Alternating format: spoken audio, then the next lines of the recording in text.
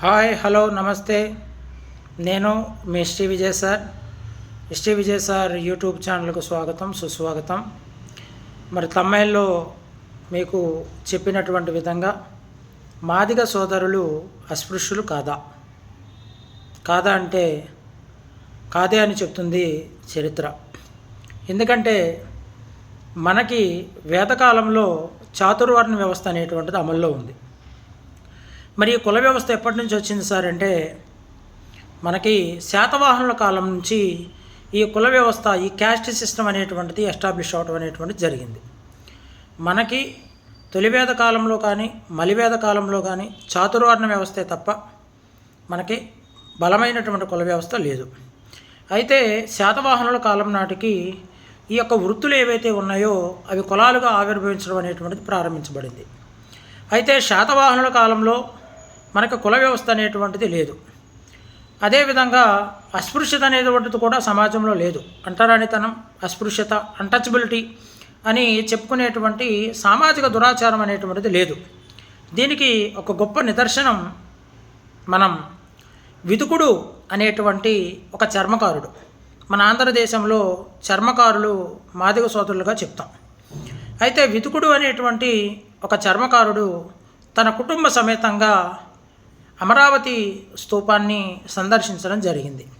అయితే ఆ విదుకుడు అమరావతి స్తూపాన్ని కుటుంబ సమేతంగా సందర్శించి మరి పూర్ణ కుంభంతో కూడినటువంటి ఒక ఆయకపథము అంటే ఒక పాలరాతి పలక.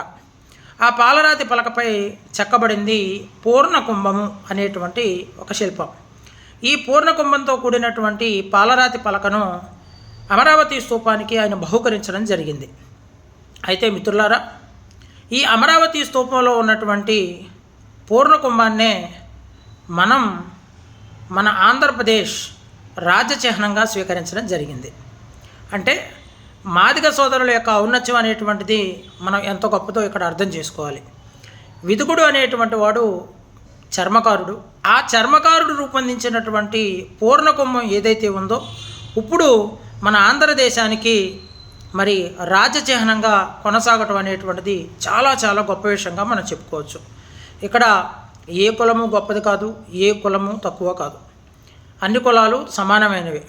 కానీ తర్వాత శాతవాహనుల తర్వాత రోజుల్లో మనం రకరకాల విభజనలు అనేటువంటిది సమాజంలో తీసుకురావటం జరిగింది. అన్ని కులాలు వాటికి చాలా గొప్ప ఔన్నత్యం అనేటువంటిది ఉంది. ఈ రకంగా మనకి గ్రూప్ 2కు సంబంధించినటువంటి సమాచారం నేను అందించడం జరిగింది. శాతవాహనుల కాలంలో అమరావతి స్తూపాన్ని సందర్శించి కుటుంబ సమేతంగా అమరావతి స్తూపానికి పూర్ణ కుంభంతో కూడినటువంటి పాలకరాతి పలకను, ఆయకపథమును బహూకరించినటువంటి చర్మకారుడు ఎవరు అంటే ఆయన పేరు విదుకుడు. ఓకే మై డియర్ ఫ్రెండ్స్, మరి ఈ సమాచారాన్ని మరి మన గ్రూప్ 2, గ్రూప్ 1 ప్రిపేర్ అయ్యేటువంటి విద్యార్థులందరికీ చేరవేయండి. Thank you so much.